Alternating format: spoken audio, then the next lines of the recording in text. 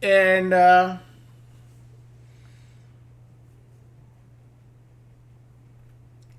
so let's take a look here how this things is working. Uh, okay, let me close this.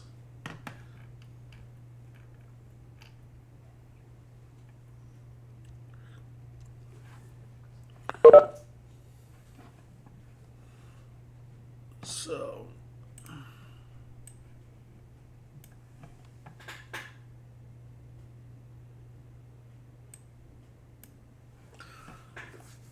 okay, so we have a chmod, right? I showed you what chmod is, but let's play around with it a little bit here. Okay, so I'm gonna clear this.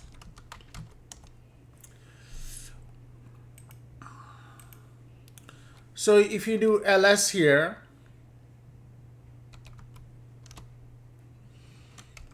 ls-l, what I'm gonna do is, let me go ahead and remove this file.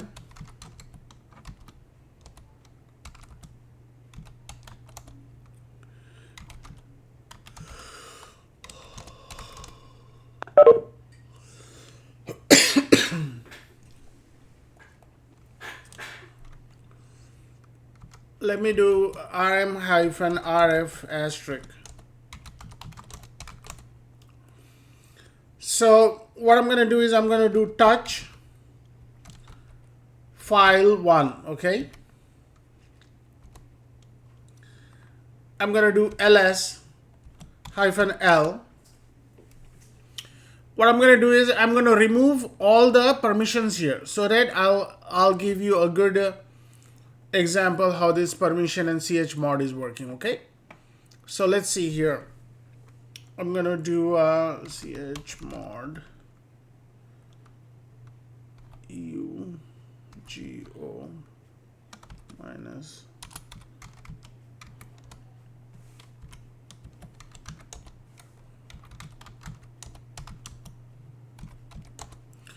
Okay, let's start with the file.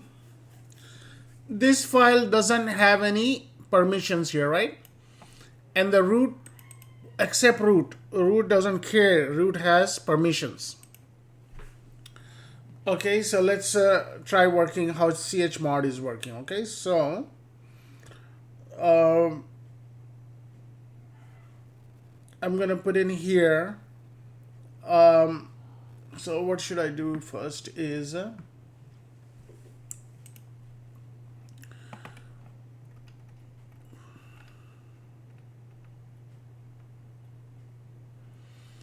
okay, so let's see here others. We're gonna start from right to left here. So what I'm gonna do is change mod. Chmod means change modification, and then I'm gonna say O plus W file 1. So here you're gonna see in this octet, the middle one will get a write access here. Okay, others will get a write access. If you do ls-l, you see that with O, others, we gave them the write permission. Okay, now what we're gonna do is, we're gonna use A to give read permissions to everybody. So I'm gonna do chmod A plus R file 1. So what will happen is, for everybody, this octet will change R, R, R. Okay, if I do ls-l, you see that we gave read permission to everybody. Okay,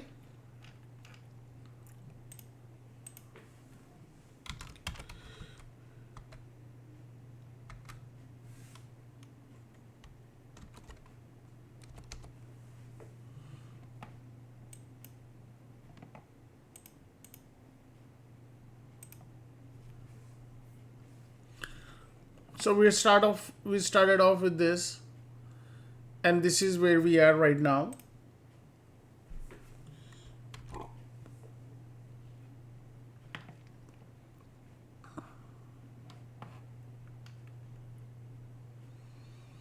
Okay, so now what I want to do is I want to give the full permissions to everybody here. I want to give read write access to everybody. How do I do that? Okay, so what you could do is chmod a plus rwx file1, and if you do ls-l, you see every group, the users, the owners, groups, and others, they have a full permission here. How is this possible? We are using a chmod command with a, that means all, and then we are adding plus read write execute access.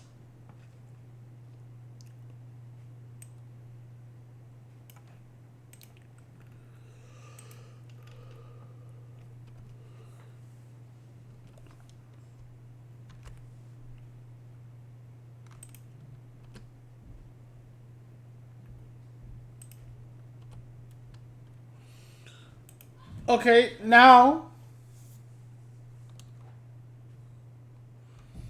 chmod, I want to remove the execute access for everybody, a minus x, so the every execute access will be removed for everybody. You see, compared to here, everybody had the execute access here, x x x, so now nobody has execute access here.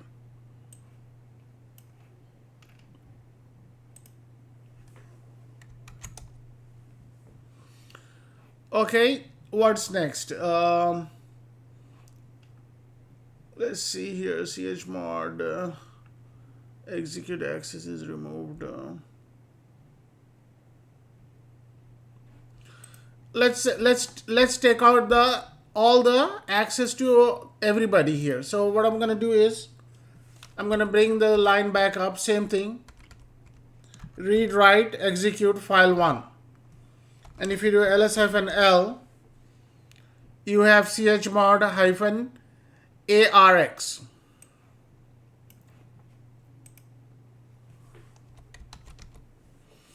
So we are back to square one again. We start off with this, and then we played around, and then we are able to add and remove the access as we please. Okay. So let's do the same thing using the numbers here, okay? Over here,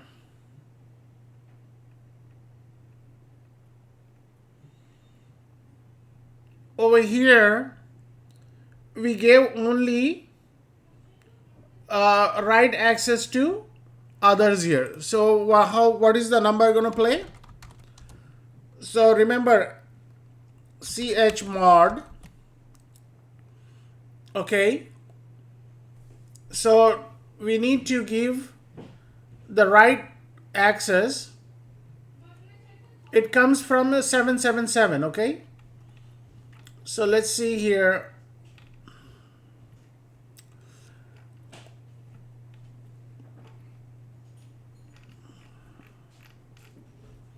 So we want to give this using a number here, right? O plus W. We're gonna get the same result using the number here. So we're gonna go to 0 0. Okay, and then what would be, we are giving only the write access. Okay, what is the number for write? The number for write is only 2. 2 file 1. Okay, look at this. This thing's matched. The result matched with the same command we used here. So if we look at the command here and the output, it matched here. Okay.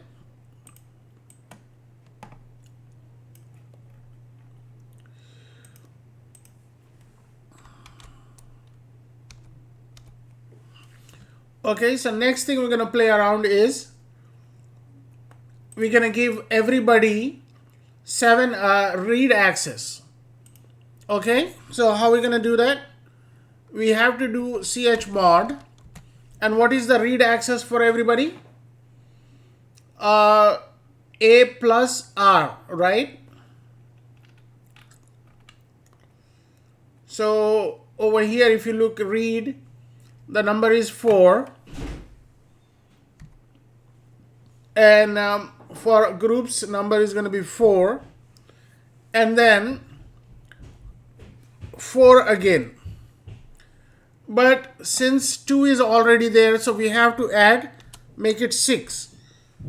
So that we could preserve the write access also. We do 446 and file 1. So when I do ls-l, the result should be read and read write. Okay, so let me do ls-l. There you go, read and read write.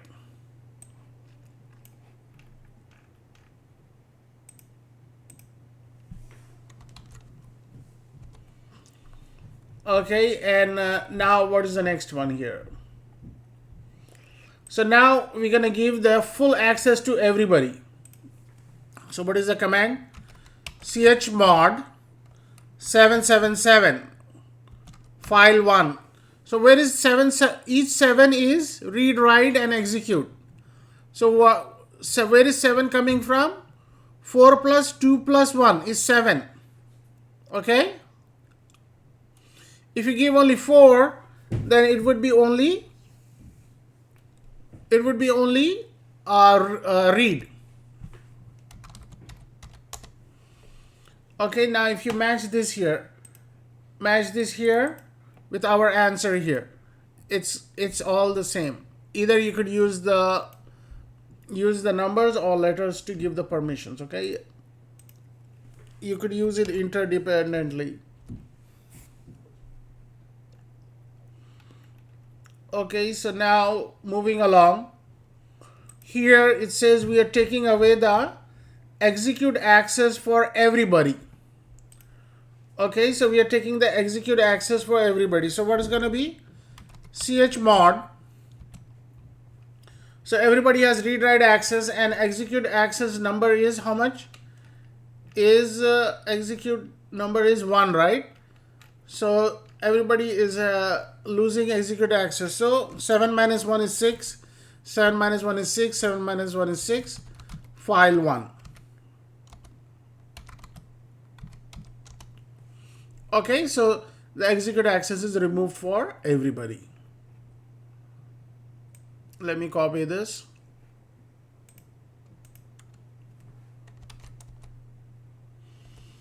Okay, and now everybody is losing every access. So come on, somebody tell me what is the number should be here. Everybody is losing all access. What is the number?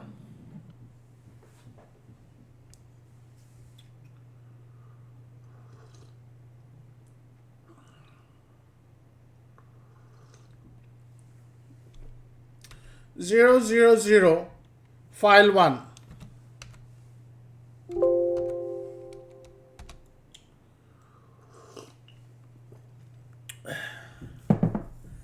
Okay, and if I do ls-l, everybody's access is gone. Okay, so here's the idea is either you could use the access or you could use you could use the numbers or the letters to take and give the permissions away.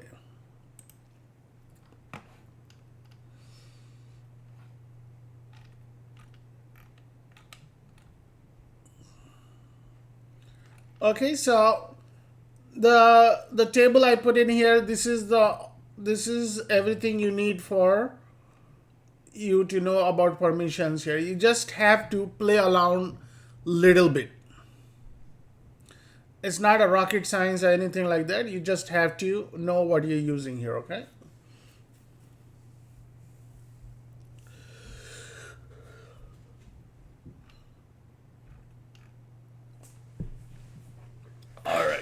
So let's move ahead.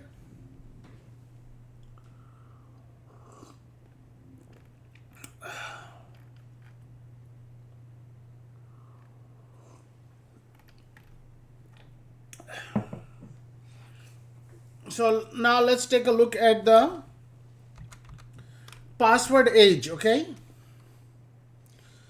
ch age, we use this for, this command is used for managing the password.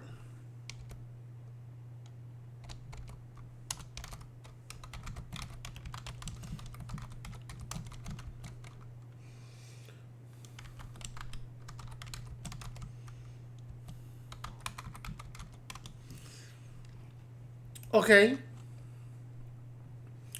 so let me clear the screen here.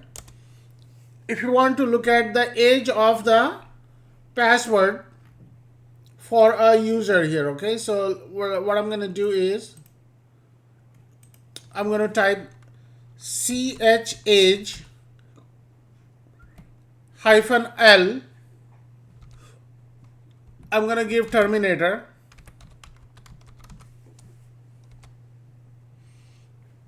Okay, so let me move this here to the side. Oops.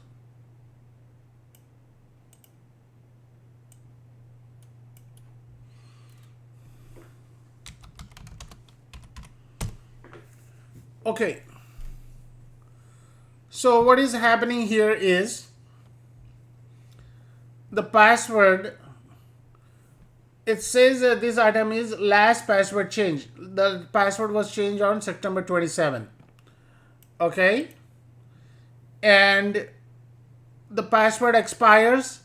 It says password is never going to expire.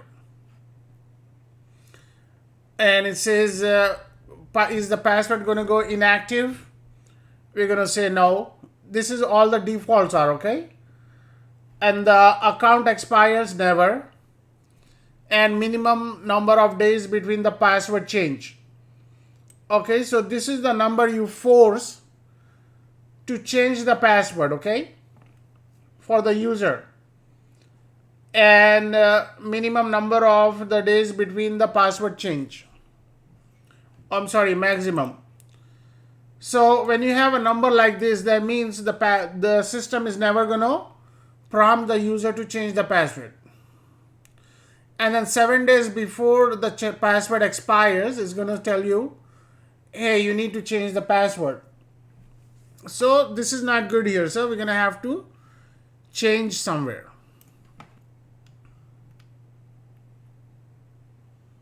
Okay, so let's see here.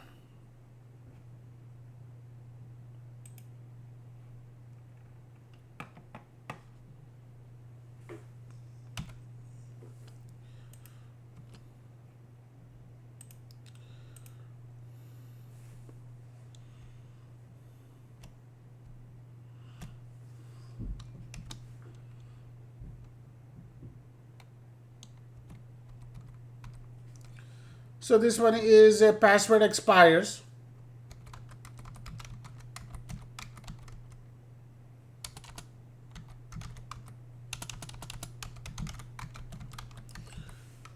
Password expires date. And this is so if the password expires and if the user doesn't change the password, after that the password becomes inactive.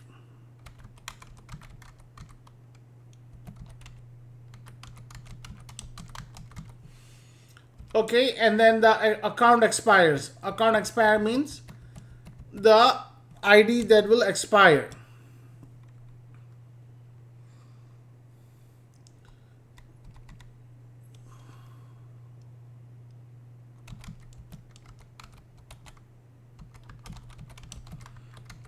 Okay, this is ID expiration date.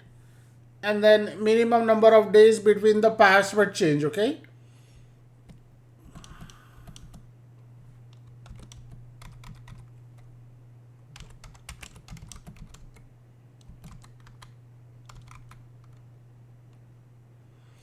number of days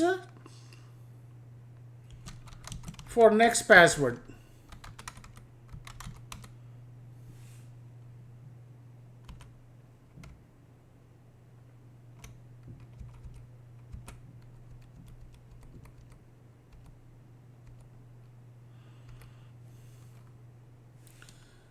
Okay, and then this one is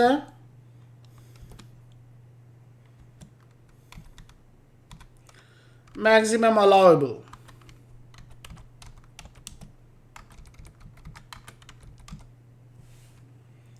And the warning period. Warning period begins 7 days before it expires.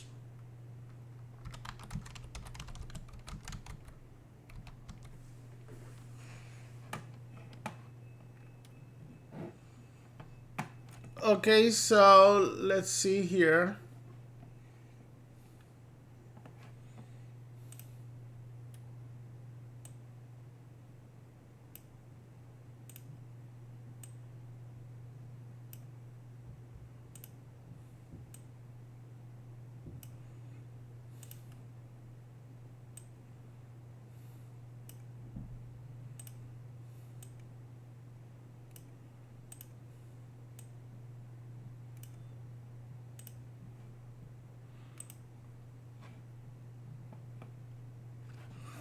So let's go ahead and make some changes here. Okay, so what I'm going to do is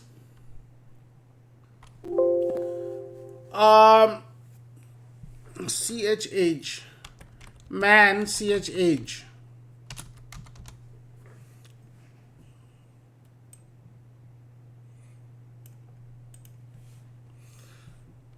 Okay, so let's see here. Usually I'm familiar with is I and M. So here is I. It will say you could set it as inactive after so many days. And M is maximum days. Okay, so those are the two things I am usually playing around at job. So I type CHH hyphen M and then I type it 90. And then I'm going to give the name terminator. Okay, so the good rule of thumb is if you have worked at work, so what will happen is it will set the date from this day here, 90 days from September 27. Okay. And then I'm going to do CHH hyphen I, capital I, and then I'm going to say 7 days. So what will happen is this this one here is inactive 7 days after the date. So after September 27th, it will calculate the date. It will give 90 over here and it will calculate the days, and after that day it will 7 days before 90 days come to shows up, it will start to give warning, and 7 days.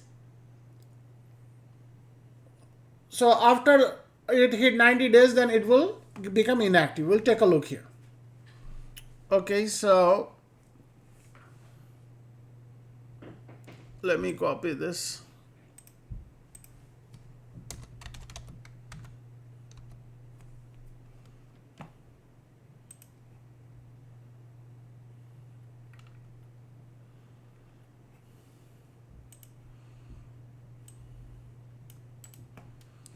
Okay, so let's take a look here.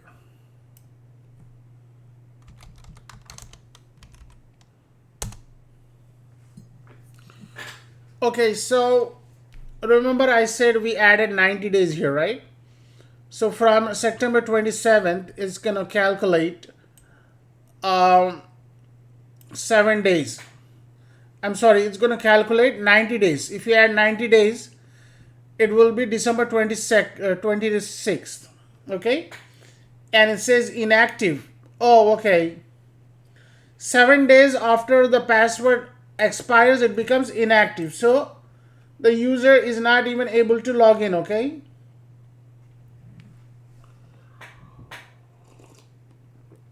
Okay, good. 7 days after, which is going to be fall on January 2nd here.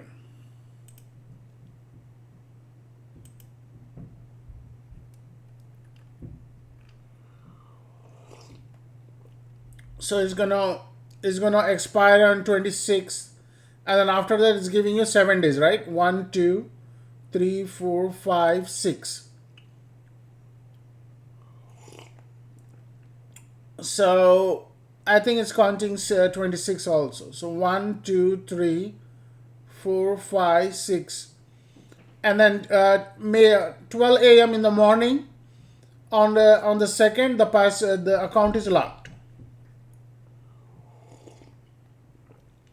Okay, and then also account is locked here, but account never expires, and it's giving you minimum number of days between the password change.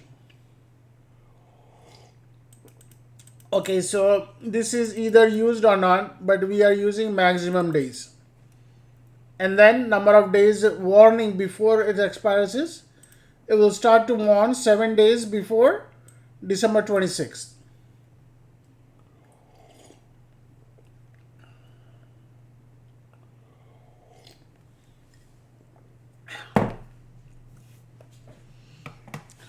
So normally what you get is, you get you get an option to increase this here, because there are some applications ID which will be using this too.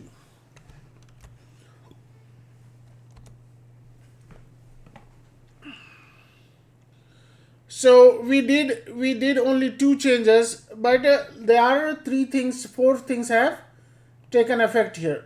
One, two, three, four.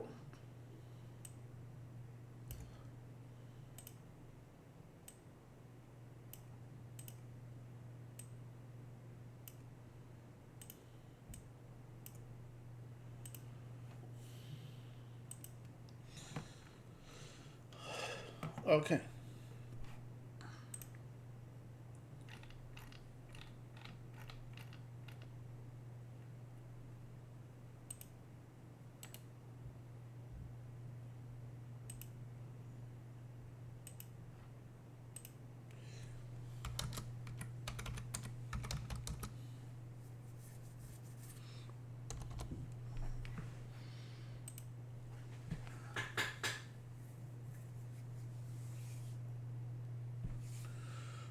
Okay.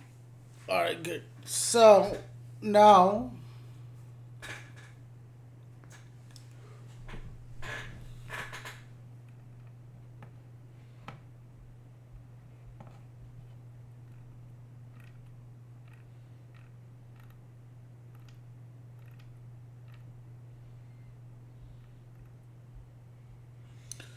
okay, so now the next concept is ownership.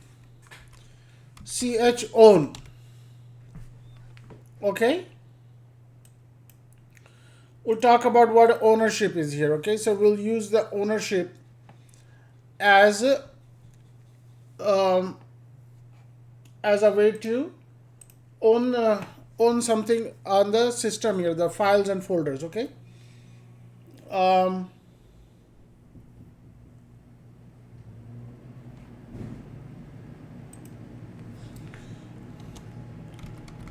Own is used to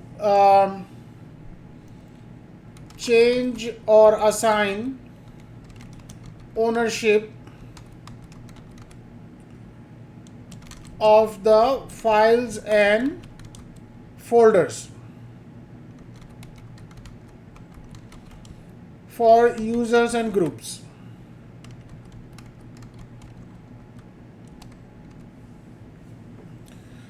Okay, so what is that? Let's take a look here.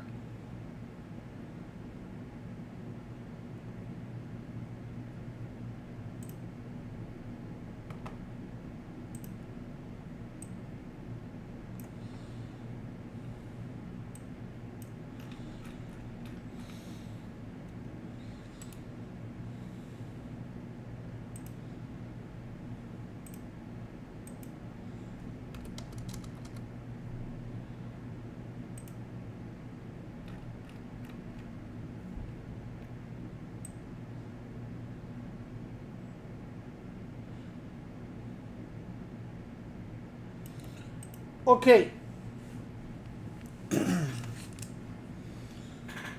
so I'll clear this. I do ls-l.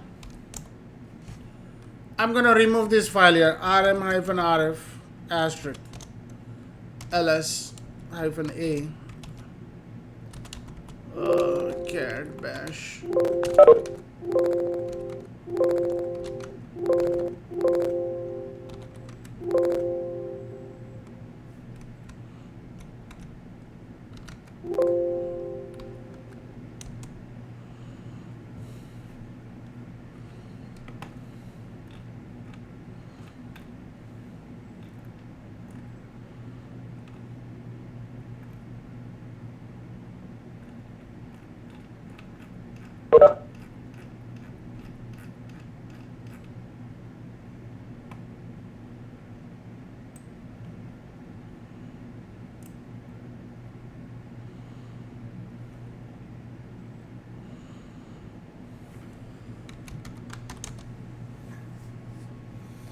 Okay,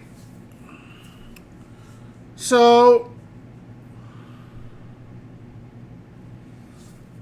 I'm going to create a file here, touch file 1. Okay, if I do ls-l, what you have here is you have the owner is root and the group is root. All right, so what I'm going to do is I'm going to make the owner terminator and the group machine. Okay, so let's do this.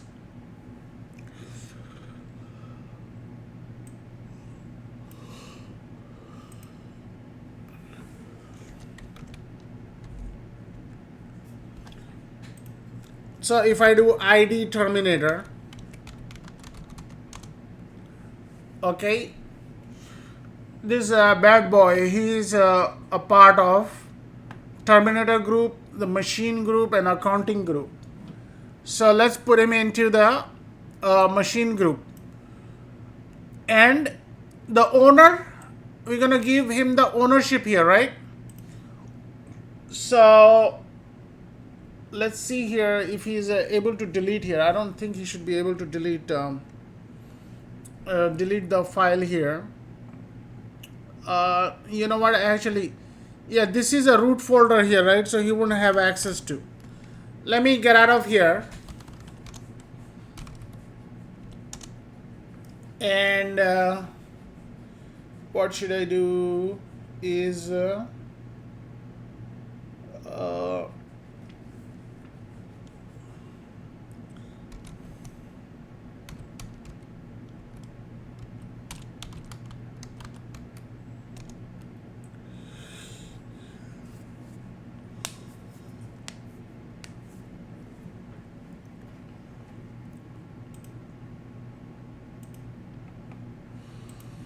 so let's work on this one here. Okay, so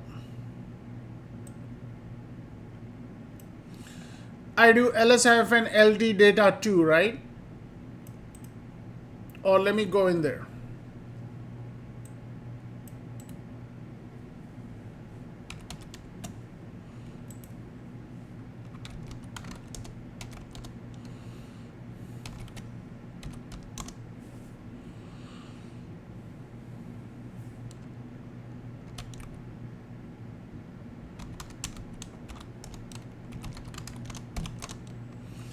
Okay, I'm gonna say touch file 1 and I do ls-l. Okay, so what happened here is I'm gonna log in as terminator.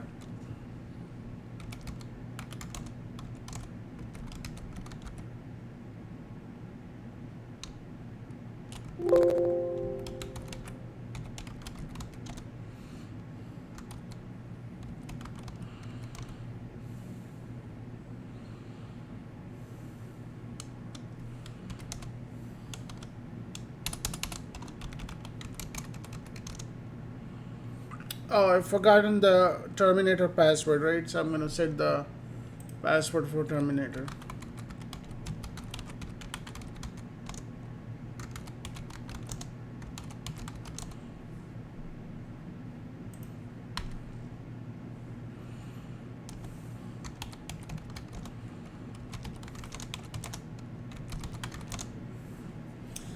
Okay, so I am in the data folder and I created a file, this file here, and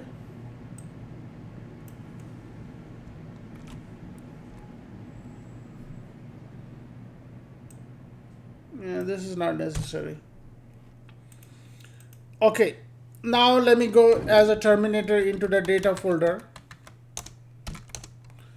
So if I have ls-l, I see the owner is root, and I could read it as a Terminator, but I'm not able to delete it, right? Let me see if I delete it. So the operation is not permitted here, right? So now what I'm going to do is I'm going to assign the ownership to the Terminator. Okay, so chown. Okay, and Terminator. And what is that file name? File1. And if you do ls-l, you see the Terminator is the owner now.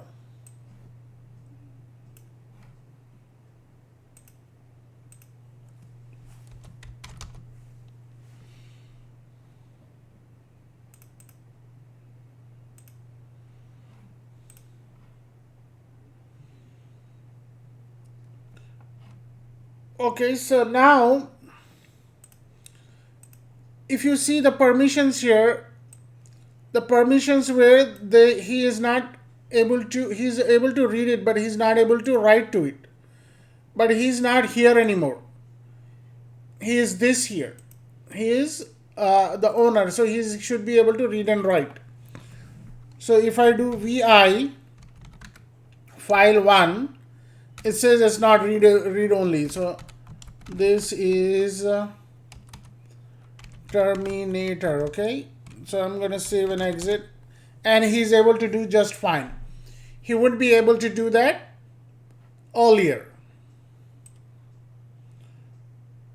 Okay, so let's see here.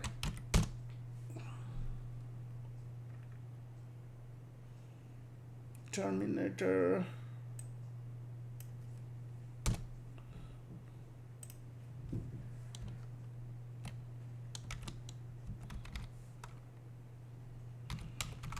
Now he is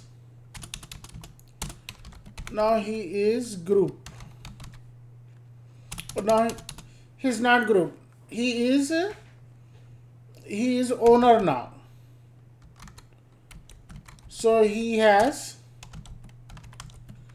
read and write access as of now. He has read and write.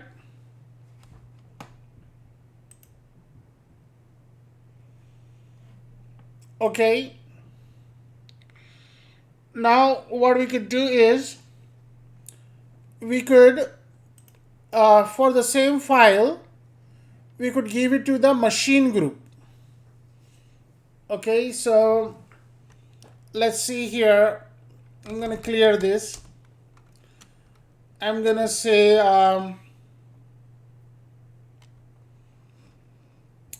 ID. I'm going to do chown and then the colon, and then I'm going to give a machine name. He's a part of a machine group, right? T1 machine group and file1. Okay, and then if I hit enter here,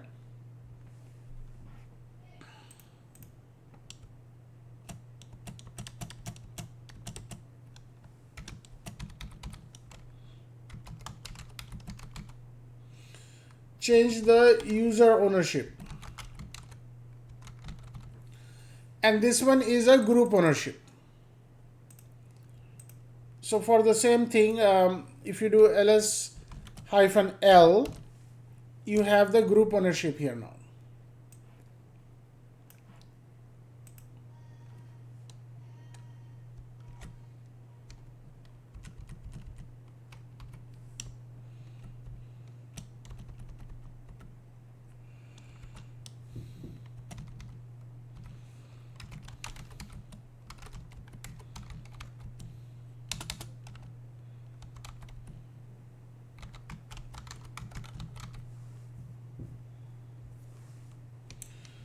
Okay, and then you see here the machine, right?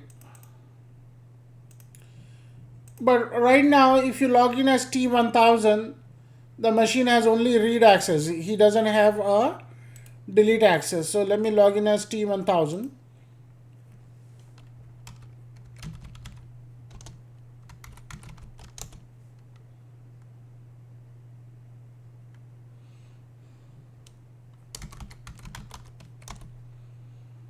I think I have to change the password again.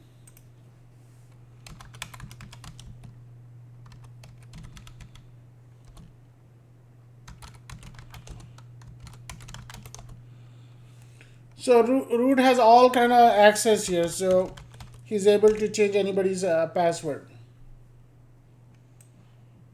Okay, so now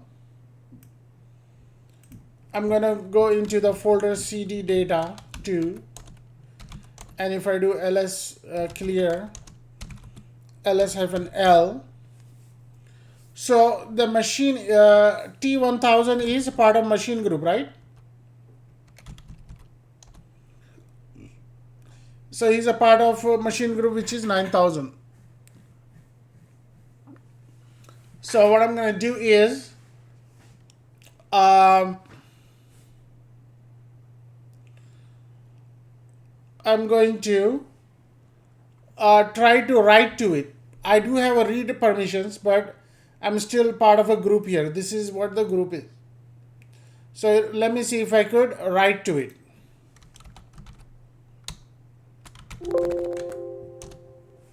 So down at the bottom it says read only. So he doesn't have a write permissions. So even though he is a owner, he doesn't have a write permissions here because the permissions doesn't allow. You have to change the permission for it to allow here. So who is able to change the permission now? Now that the terminator is the owner, he is able to change the permissions now. So how is he able to do? chmod group is adding plus write file 1. Okay, and if you do ls-l here, so now if you do vi file 1, you shouldn't get the read only message. This is T1000. Save and exit, no problem.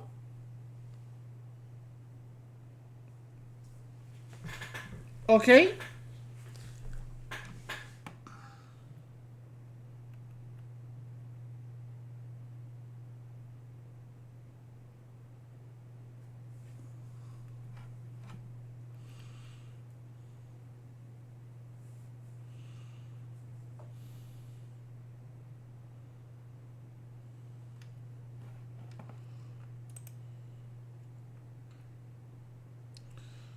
So he becomes a machine.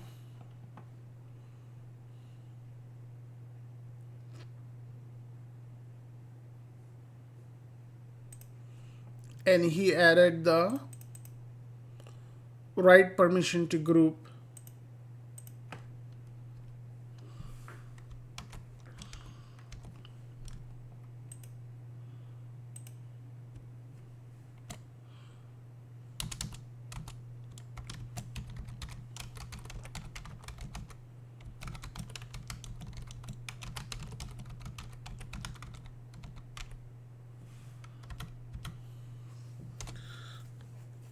And you could have a T1000 come in and he could do the VI and no problem. He's able to edit the T1000 is able to edit the file.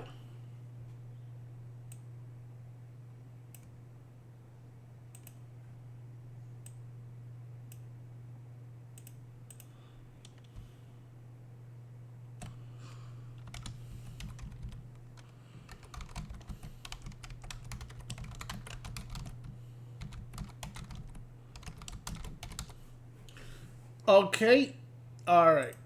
Now we also have one more command, which is change group.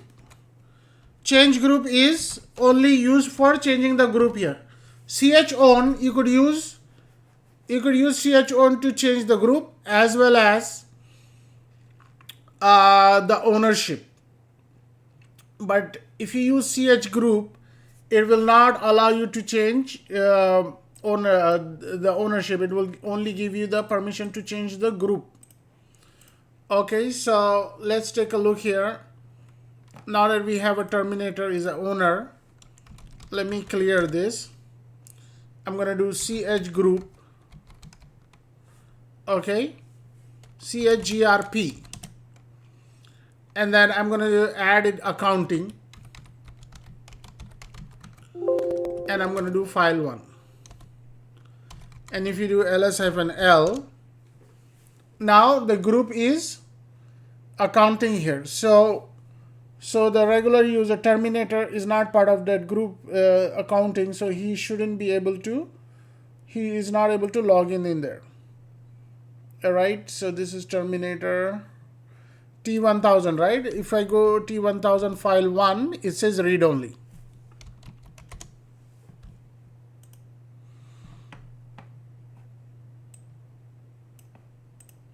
Okay, what else?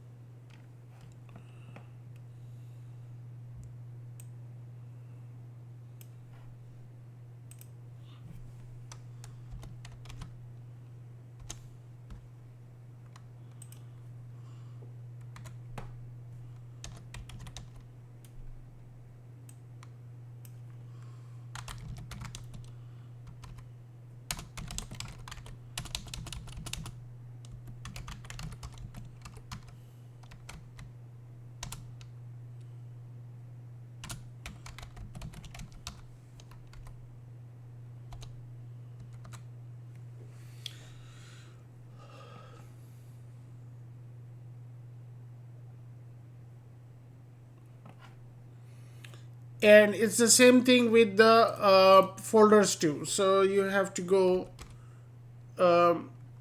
if you want to go do the folder, ch group, chgrp, accounting. Before that, I'm going to do ls-ld, data 2. So it's root and root, right? So what I'm going to do is ch group. I'm going to change the group ownership to accounting. And then I'm going to give the folder name /data2. And if I do ls-ld, data 2, you see the group ownership has been changed.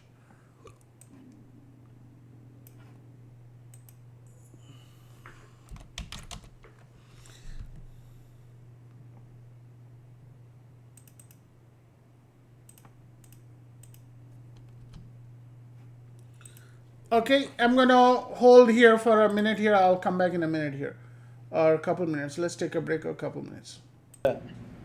I know they're changing the console. No, what I mean by that is EC2 means like you automatically thinks like it's a computer inside AWS. Oh yeah. So they name it EC2 is like like a Elastic. web server. Yeah, they name it Elastic Cloud Compute instead of naming Yeah. a virtual machine. You know what I mean? Yeah. And then Elastic IP is actually static IP. Oh, I didn't know that. Yeah. Are So we gonna learn that? Are we gonna learn that in this class? Uh, I'm gonna show you how to spin up EC2s and all those. The deeper things we don't. I mean, we probably will spend like a week and a half on EC2s and Okay. all that. Because Okay. what I really want is I want this class to know what EC2 is and all that. When you go onto a job, you don't find yourself, dumbfounded. Oh, you don't know what EC2 is because it's really almost any place would have EC2. Even if they don't Hmm. have EC2, they would have at least storage. They would Yeah, the have S3 storage in here, buckets. like yeah, S3 buckets, which is dead cheap. I mean, if you're like a company of only 100 people, if you want to throw something online, uh, it's dead cheap here. See, like here you have instances, right? You have all this Hmm. running. You could stop whenever you want. You could kill it whenever you want. Yeah, you can terminate them, stop Yeah, them. and you Yeah. could take a snapshot and then you could make it an image out of it. Hmm. And they call it a security group. It's actually Yeah. firewall Yeah, yeah, yeah. and key pairs, all these things. I mean, The load the Amazon is balancers. renaming everything almost. Yeah, the load balancers. They go hand in hand with like the DNS. Yeah. That's basically DNS. Yeah, they're. I When I noticed that. when I started fooling around with AWS, they were only like about maybe 18 or 19 services in there. Now look at this. Yeah, yeah, now there's like hundreds, Each thousands. category is freaking. They satellite ground station, man. Come on, Yeah. it's a death sentence. Yeah. I mean, he's taking over everything. You could see why he got $200 billion. He might be a first trillionaire soon. We never know. With Yeah. cloud and Who? everything, especially AWS, this is what's happening here. People are gonna pay before they are born, and they're gonna pay even after they are gonna die. Ask me Hmm. how. Ask me how How is they're that gonna possible? how they're gonna terminate? No, yeah, they see the who's how everybody on the planet is paying into AWS somehow. Hmm. Like for example, hospitals are jumping onto AWS, right? Yeah. So if you are gonna born your before you even born, your bills are going and getting paid to AWS, Oh and the yeah. funeral homes are going into AWS. So after Yeah. you are dead, you're paying into AWS, and the whole life you live through. Yeah. So it's good at the same time it's scary. Yeah. And He's gonna be rich. all these things are, even if this is running a Windows, this is actually a KVM, okay? Keyboard Virtual Manager here, Hmm. a Zen or whatever. Yeah. You So have the inbounds. You have the inbounds and outbounds that have your uh what yeah, is that? yeah, no, not that. What I'm saying here is I'll show you an example here. Let me log into EC2 here.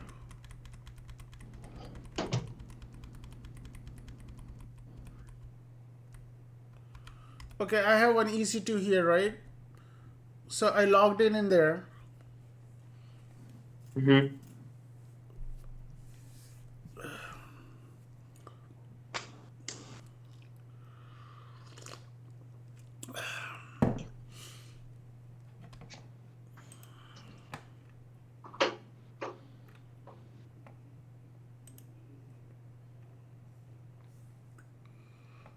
Uh, Let me go to my instances. And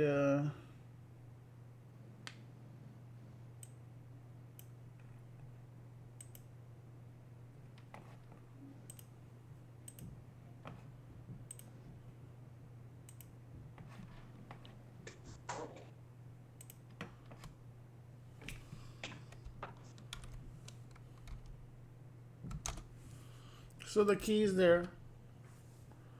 So I'm logged into my instances, right? Yeah. And if you do host name CTL, and you get this here, it says that the VM is, this is actually a virtual machine on top of a physical host, Mm-hmm. and this is a VM, and it's a KVM. KVM means a kernel virtual machine, which is a Linux product.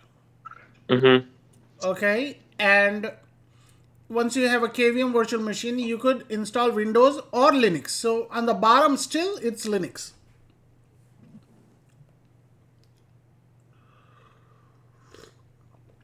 So the good thing you guys are learning Linux here. So stay put, Yeah. and I will help you through all this here. And the market is really hard here, very very hard right now, Yeah. because all this everything is going online, right, with COVID and everything. Mm-hmm. Yeah. I mean, if you notice, like the stock market for all these tech giants here, I mean, their stock like not double, triple, it went like 5 times over. Mm-hmm. Because so many information on the website now, on the internet now. Yeah, even people who are, even if they're using a lot more now. They're using the entire day instead of like going to school and all that. Yeah. So, but anyway, I mean, learning this Linux is you putting yourself into a rewarding career anyway. So sooner or Mm-hmm. later, somebody will hire you because Linux is everywhere. Okay, so we are done. We are done with. Um, I have to see what is the next major topic is going to be, because we are done with administration. Okay, so that was a big chunk, man. Administration.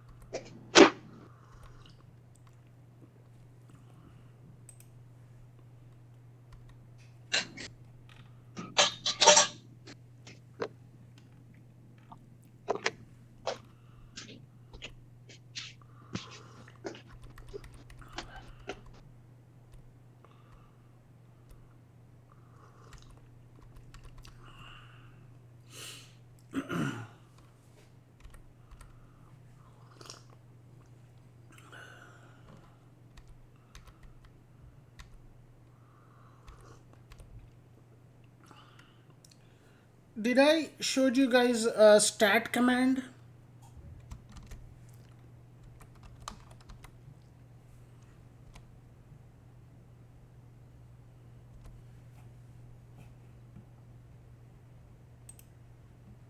Yeah, I did. I did. Yeah. Stat file.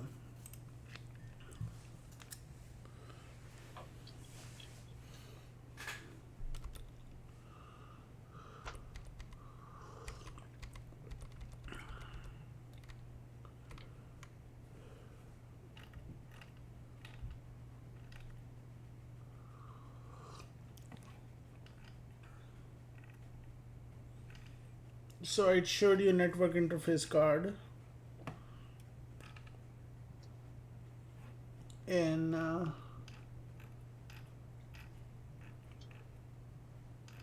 showed you NIC bonding.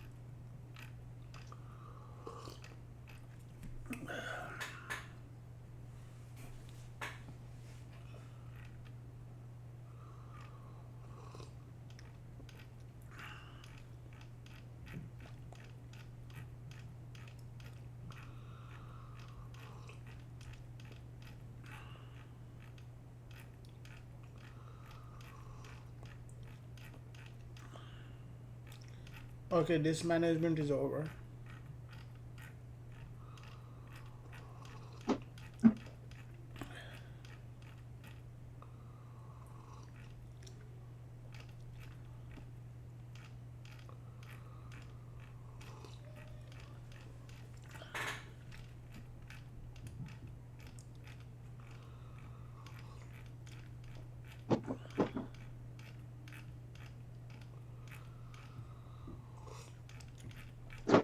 LVM.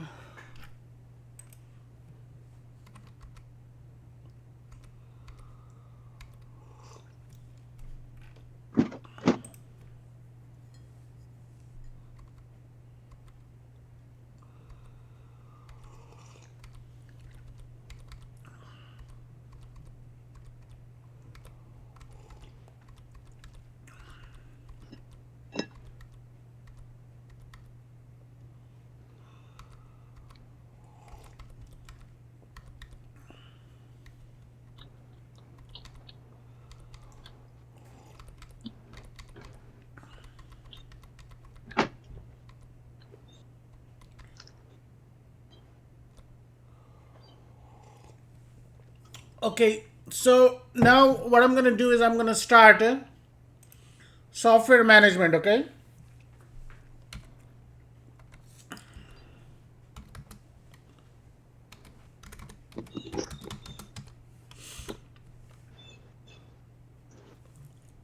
so this is software and package management.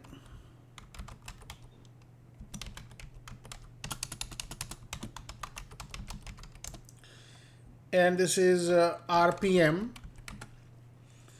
and YUM.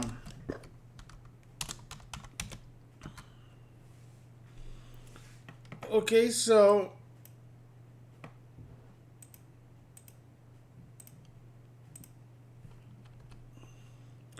RPM, I'll tell you what RPM is. RPM is a Red Hat. Red Hat is the one who came up with this idea. Okay, Red Hat Package Manager.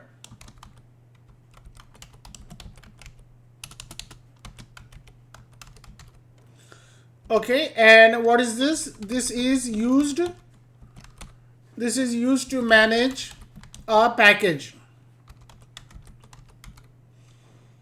Okay, and it used to add, remove, update, and it was not very efficient. Okay,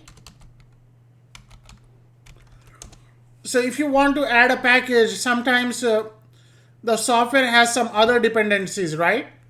So this is not very efficient here. And then also there is one other concept called RPM, RPM based Linux. Okay, so Red Hat is using RPM based Linux, and other distributions which are using Red Hat RPM based Linux are Red Hat Enterprise Linux, OEL, Oracle Enterprise Linux, CentOS, the one we are using right now, Fedora, and SUSE. Okay, there may be other, but these are the major ones which are using the RPM based Linux. Okay, and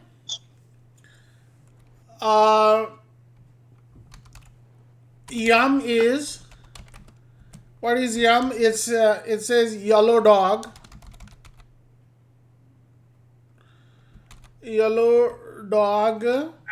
updater manager. Don't ask me what it where this yellow dog and all that came from, but that's what it is. You know how sometimes a JPEG means nothing? That's what it is. Okay, okay, come on.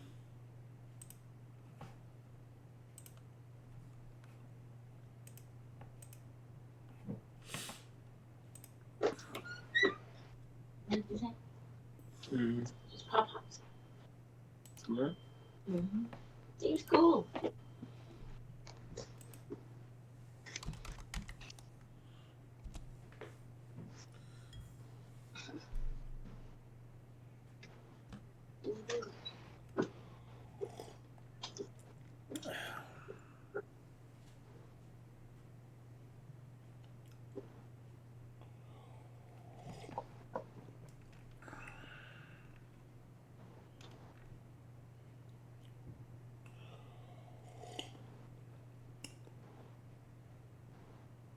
Oh, yeah, yellow dog updater modified.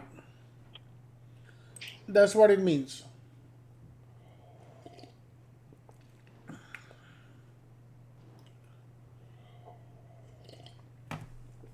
All right, so we're not worried about what it in deep history and all that here. Uh, Updater modified.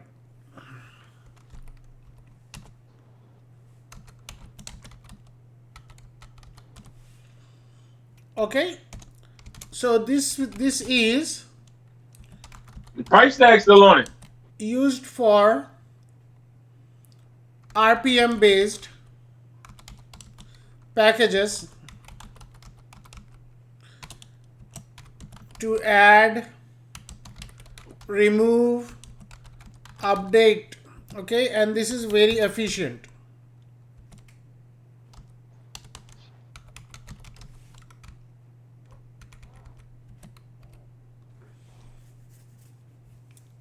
And it uses the '97.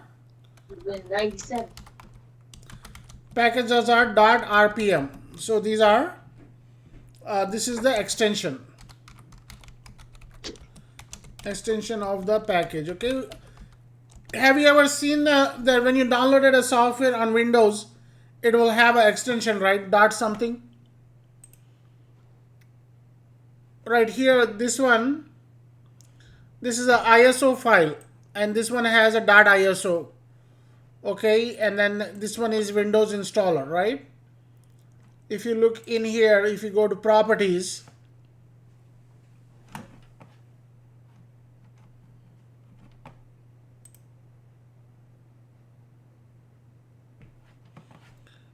properties,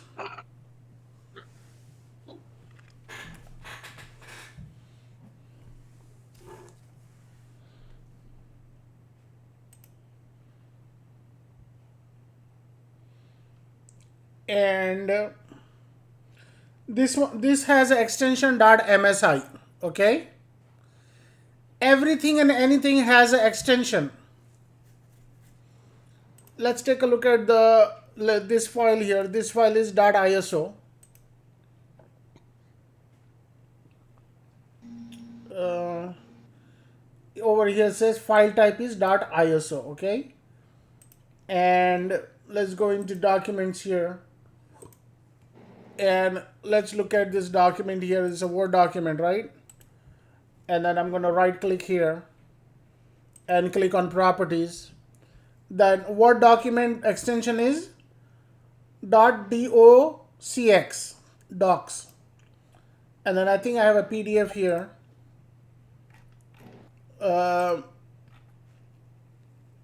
So the extension here for the PDF is I right click here dot properties. The extension for PDF is .pdf. So you guys get the idea. What I'm trying to say is the packages we installed here have an extension .rpm. Okay. So let's see here how am I going to do this.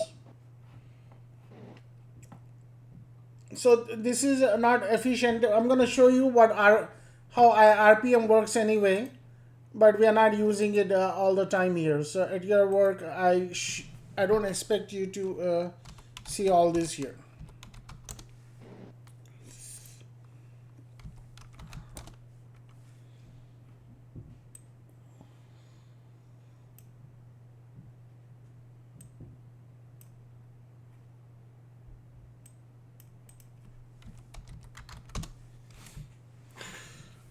Okay. Okay, so if you want to see the RPMs in your database, you type RPM hyphen QA. And what it'll do is, these are the RPMs that are installed on your machine.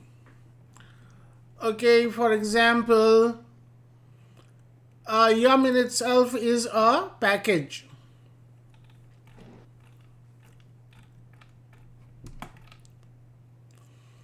Let me know if you have questions here, okay? So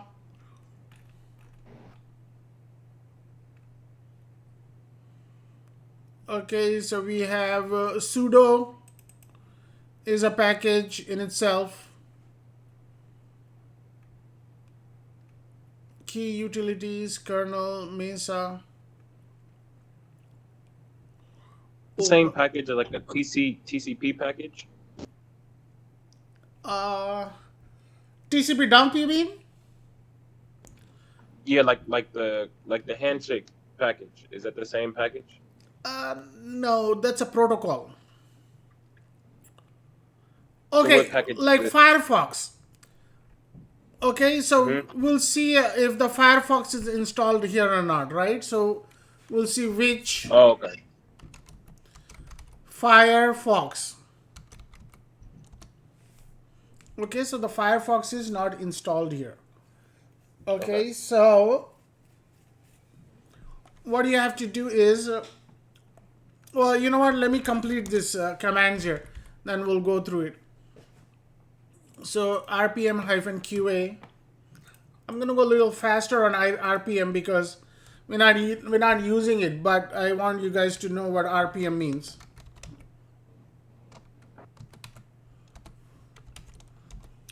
So if you do RPM-QA, it will give you the list of query the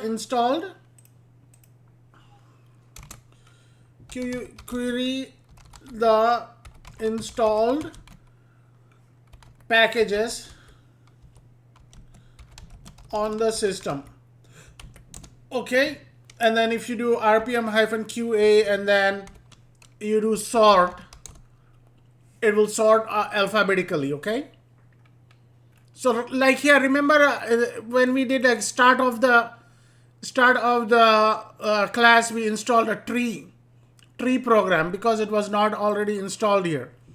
So when you do which tree, it's installed there.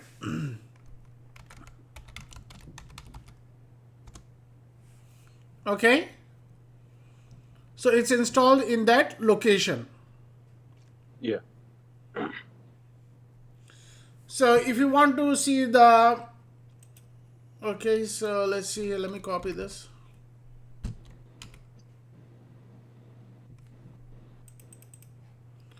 So this one does it alphabetically.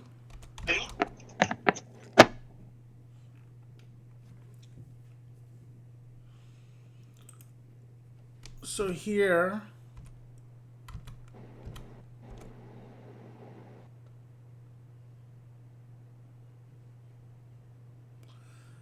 and then what you could do is you could do WC2. You do WC, and you could tell how many WC-L. You could see 396 packages are installed on this system here. I mean, those are all the packages which are interdependent and came as a part of our operating system. Okay, when operating system is going through the installation, remember it's going through all the files being copied from the CD. That's what all these files are. Okay. Okay, so sort alphabetically.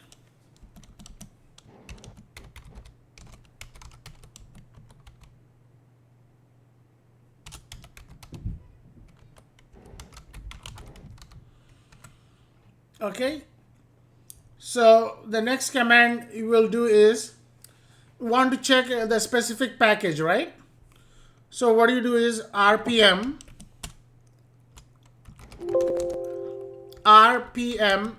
hyphen QI tree. Now it is giving you like the full detailed information about the tree package. Okay, we'll take a look here.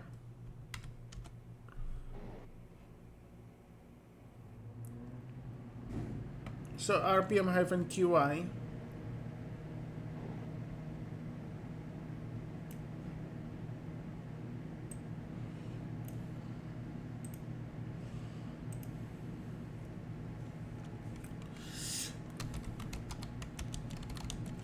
To check the specific detail of a package. So what I'm going to do is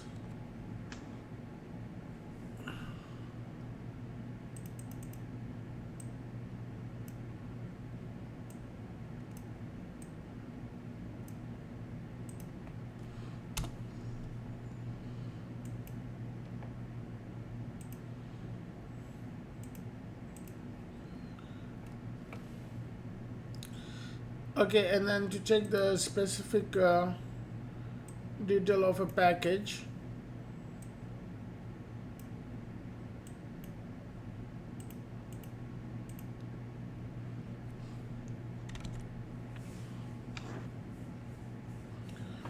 so you see all this good information here, right?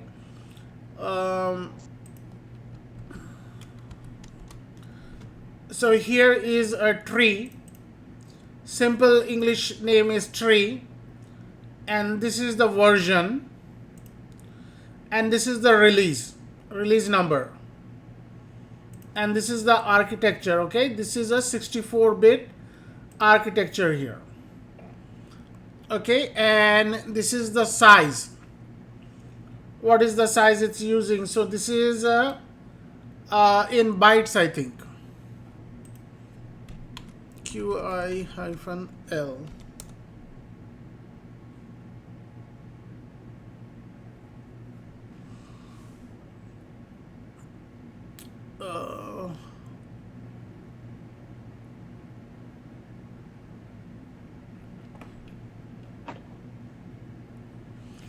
Okay, anyway, so this is a category.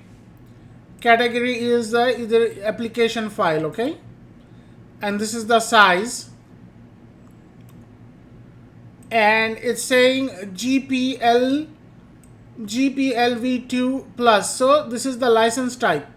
So what kind of license is this? If you Google this, it will tell you like this should, you should know, you shouldn't have paid for this, okay, because it should meet the GPLv2 general public license version 2. What this means is this should be free. It was established when the Linux was made free. It was established back in 1989 to 91 that any software you use with Linux, you can modify it, but it has to be free.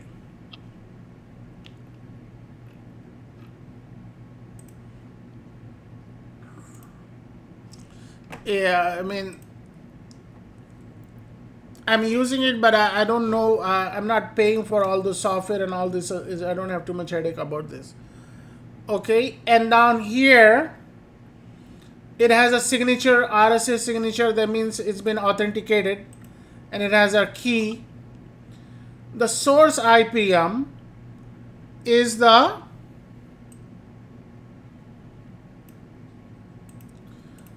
so when you install this, when you type yum provides tree, it will tell you that's the RPM, that's the name of the RPM that will come down.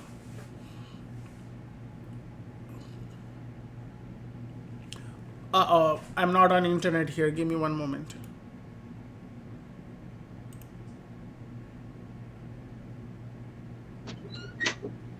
Oh, maybe I am.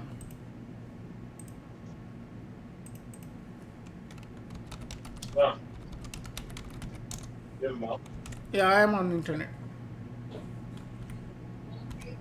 Is it active?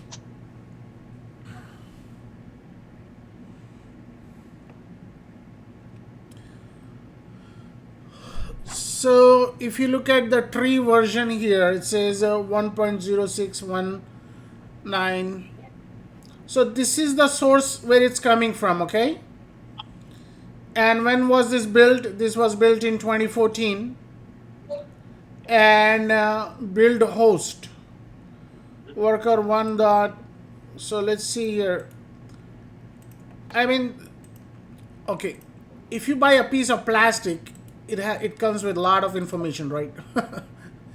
The thickness of a plastic, how big it is, how wide it is, what color it is, and all that. I mean, this is all that junk information. I'm just showing you where to go look for it, okay? And so it was built for CentOS. Vendor is CentOS. By the way, CentOS means Community Enterprise OS. So you could become a part of CentOS. If you are good enough writing programs, you could come up with something and send it to CentOS. And if they like it, they will add it with their release. Okay. It's like a packages. You can create packages. Yeah. Yeah. If you want to deal with contribute to this CentOS, and then once CentOS likes it, then it will be part of a Red Hat too, and other distributions. So, Yeah, it so works. this Linux It operating works. system is not controlled by one entity. Okay, everybody around the world who is like free enthusiast and they want to keep this operating system free, they are putting in their effort to keep it free. Okay.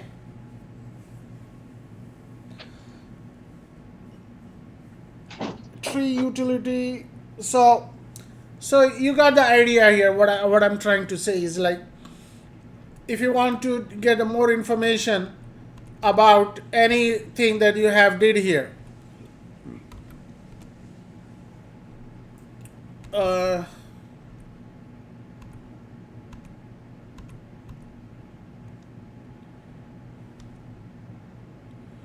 oh no.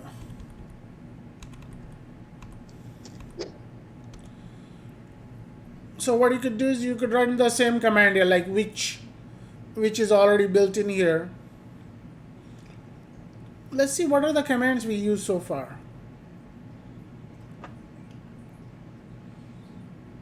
LSOF, LVM. LVM is also a package in itself, like this one here. So what we could do is we could run rpm-qi and name of the package here, and you get all the detailed information here. So how long it's been on. So built it says so I think this is the update version here, but LVM should be around long time ago. So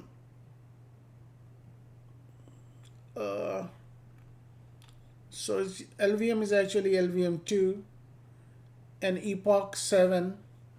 I don't know what that means, but here's the version it's running right now, and release version, architecture, install on this system environment. But anyway, there's hundreds of packages on this system here. We're not worried about all those at the same time here, okay?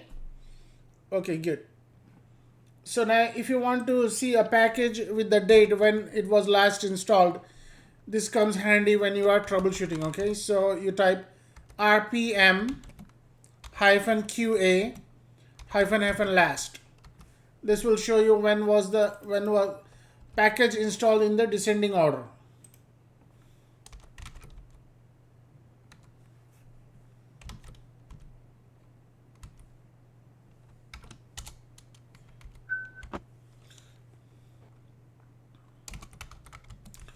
View by date.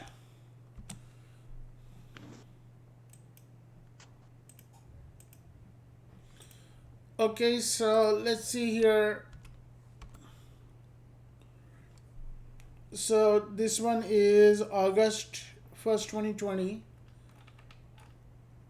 Okay, so it's going the backwards way. So it's going from October. Oh, okay. So the latest one is on the top. So I think on October 3rd I installed HTTPD and all these things here, right? Mozilla.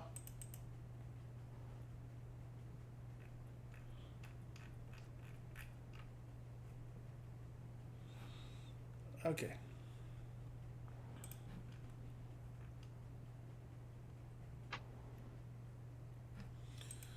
So let's see here when we install tree here. Okay, so you do a grep for tree.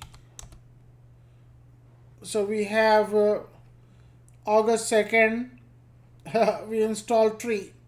It's giving the good information, right? This is exactly when we probably installed here on August 2nd when this class started, around that time. Okay, so you could look for specific. The reason this is saying is August 1st is this is when we install the operating system, I think. Yeah. Well, anyway, let's move forward. So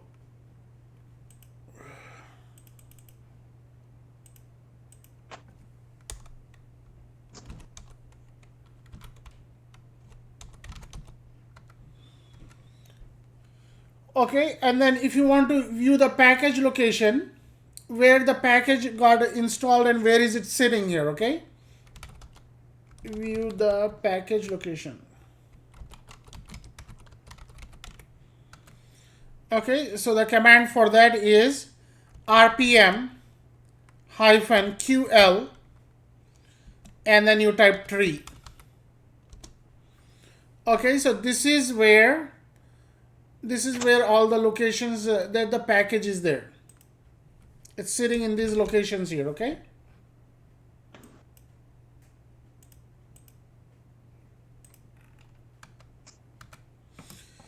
And if you want to see the package documentation, okay? So almost same command, you add D to it.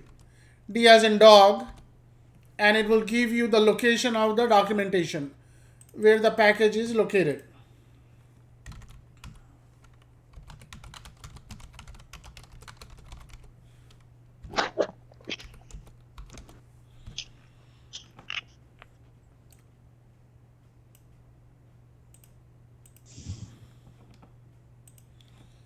Okay, and let's see here. That's a package documentation. Like, if you want to read the package documentation, you could go and read this here, cat,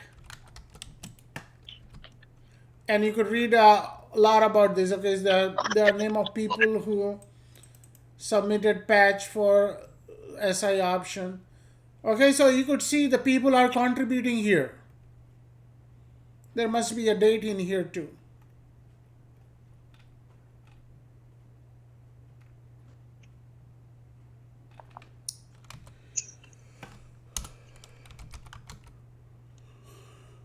Big universities are usually a big contributors. They are very good about contributing to the Linux operating system. Okay, so the package documentation is there. Okay, so now you know how there are configuration files there in etc. So whenever a package is installed, it installs a lot of things.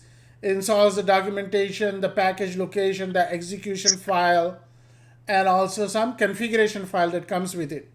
So for that you have to type rpm -q l c as in configuration file, and you type tree.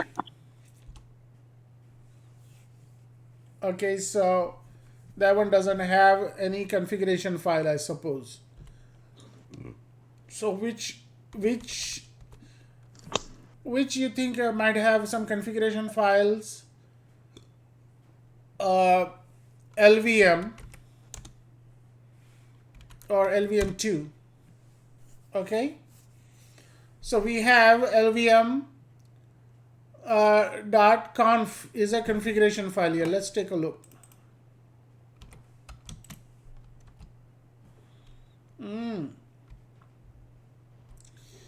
I barely come in here, so there is a configuration file associated with it.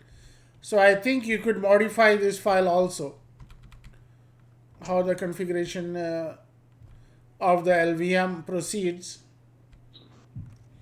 But I never heard of anybody fooling around with it. So if you're like in a high security, like for CIA or something like that, they may be able to modify it and make it more secure.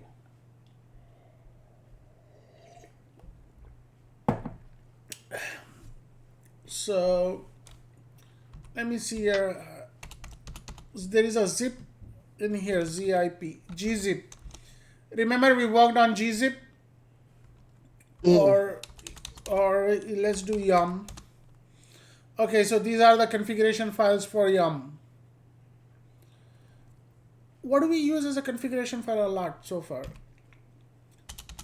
Let's see if we do a configuration file for fdisk. Okay, it's not there.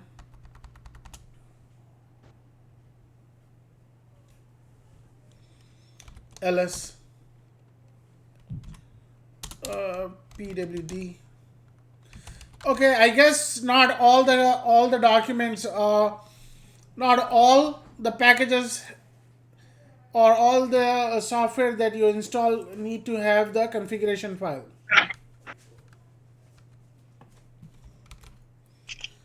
Okay,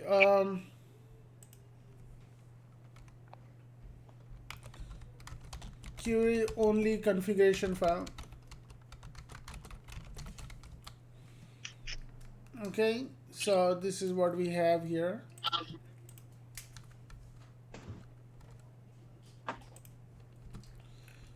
Okay, and then if you want to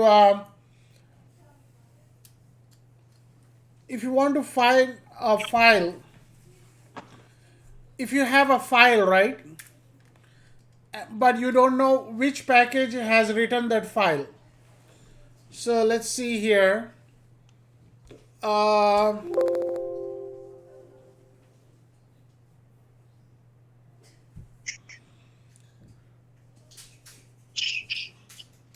Let's see here. Let's go into cd usr bin,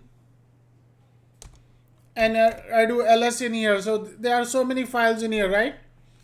This usr folder contains all the binary files which are usable for execution of the commands. Let's take a look at mount. We have unmount. So let me go here. I'm going to do rpm -qf. So F stands for configuration file, and /user/bin and mount. Okay, so the mount command is actually part of this configuration file. Not a configuration file. This file belongs to this package here. So let's do this here.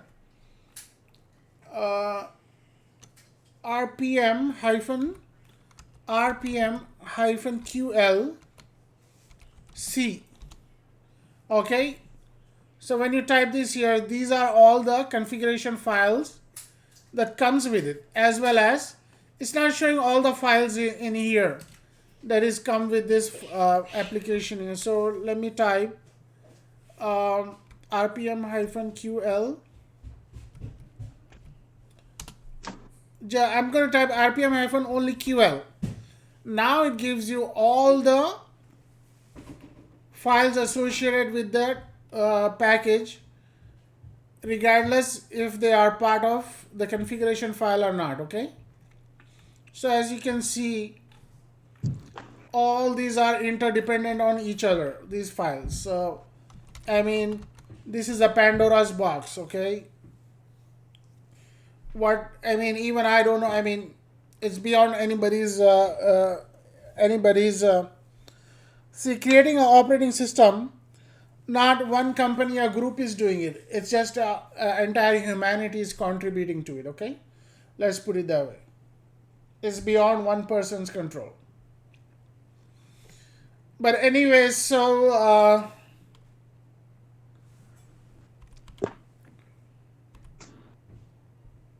RPM-QLC. So these are all the configuration files associated with this thing here.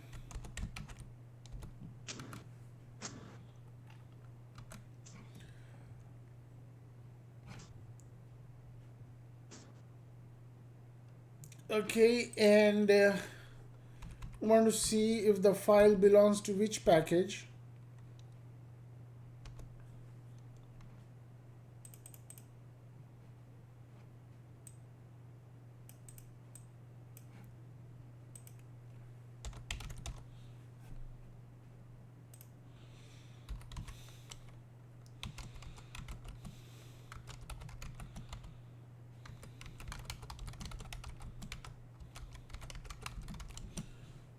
Okay, let's have some fun here. So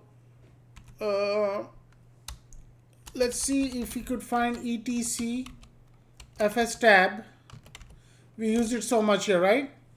Okay, so etc fs tab is actually a part of a setup file, setup package. So even I didn't know that. Now I know.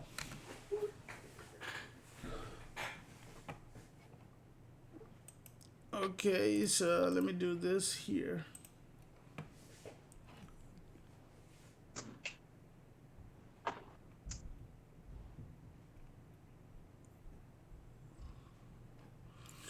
And if you want to find a documentation and files together, okay, you could do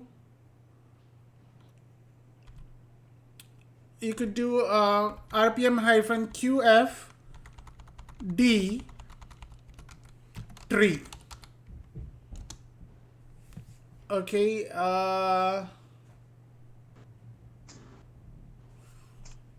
or maybe QFDFS tab. So you get like a, okay, so there is a documentation how to use the FS tab.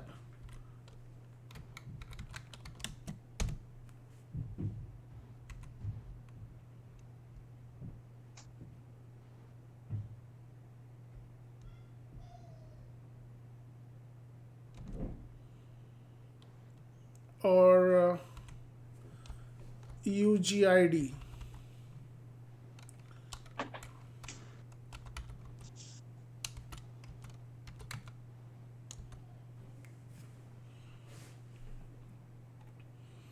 All right, I don't want to make things complex here, so let me get rid of this here. And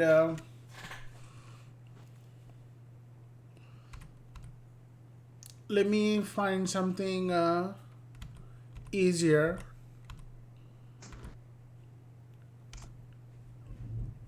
All right, I'll just use this here, okay?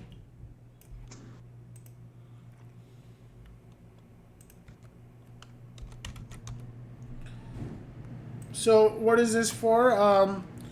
Find documentation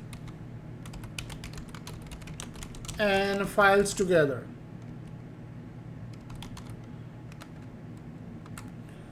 Okay, and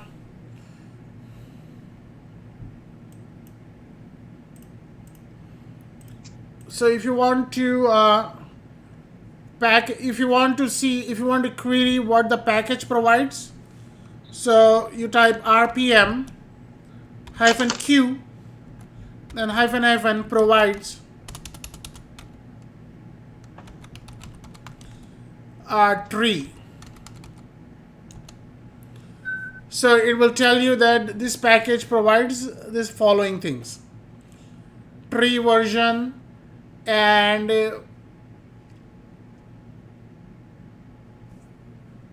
sometimes I'm not using all these things all the time here. So sometimes this thing you just don't need to know right away. But if time comes in, then you have to just figure it out what it is, okay? Query what packages provide. Okay, so this is what you do.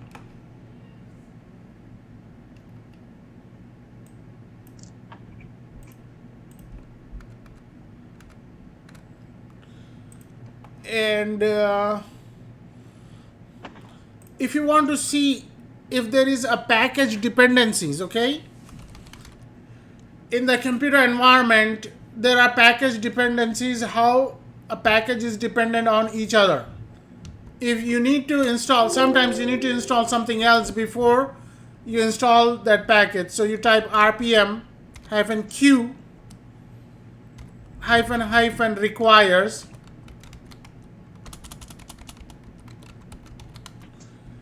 tree. So before the tree is installed, all these things need to be in place here. Probably all these things were part of the operating system to begin with, okay?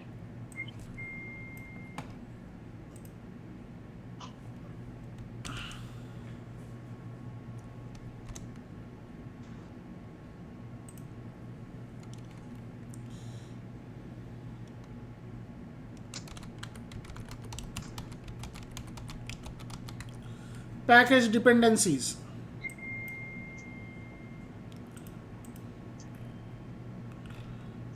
Okay, so let's see here. And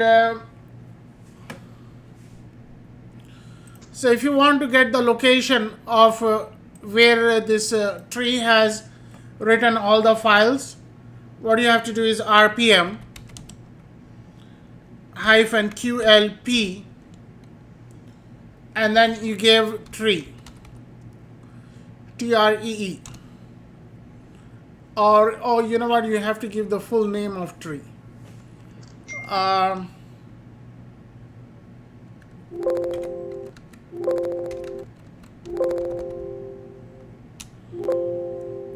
rpm -qa grep tree. Okay, you have to give the full name of the tree. So what you type is clear this screen, rpm -qlp. Okay,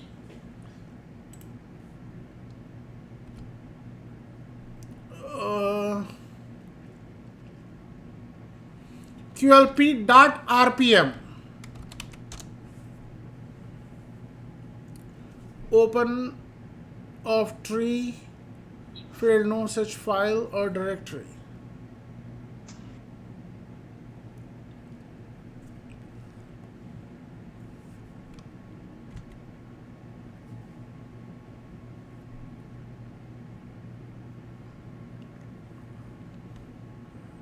rpm -qa gzip. Okay, let's try gzip. Okay, rpm -qlp gzip .rpm.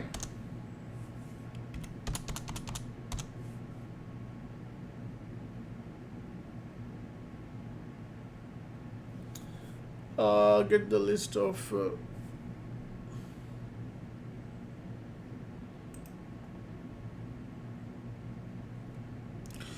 okay, you know what, let me stop here and I will pick it up next week. Okay, as soon as I'm done, I will upload the video and you guys will have all that for you. Okay, any questions, put in a chat group and I will take it from there.